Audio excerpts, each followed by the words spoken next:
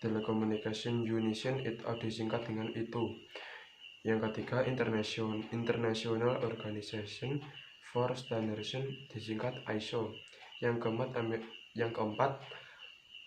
American National Standard Institute atau disingkat dengan ASI. Yang kelima, Electronic Industry Association atau disingkat EIA.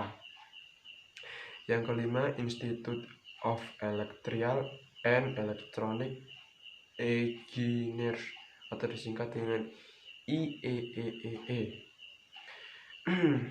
Standar komunikasi data dikenal sebagai serangkaian protokol atau aturan yang memberikan izin bagi antar perangkat untuk melakukan perpindahan data.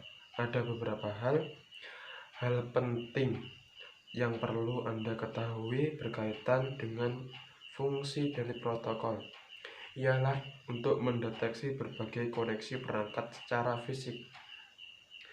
Yang pertama ialah Internet Agency Task Force atau disingkat dengan IETF, merupakan sebuah organisasi yang menjaring banyak pihak baik itu individu ataupun organisasi yang tertarik dalam pengembangan jaringan komputer dan internet.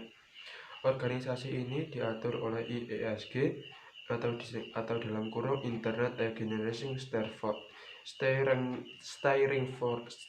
Group, dan diberi tugas untuk mempelajari masalah-masalah teknik yang terjadi dalam jaringan komputer dan internet, dan kemudian mengusulkan solusi dari masalah tersebut kepada IAB atau disingkat dengan Internet Architecture Block.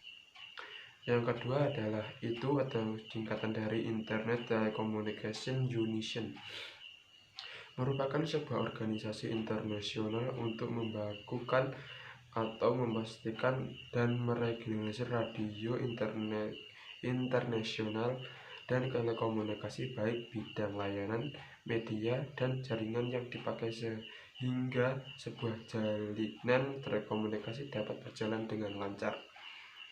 Yang ketiga adalah International Organization for Standardization atau disingkat dengan ISO, adalah organisasi standarisasi internasional yang bertugas membuat standar dari berbagai bidang termasuk jaringan komunikasi data.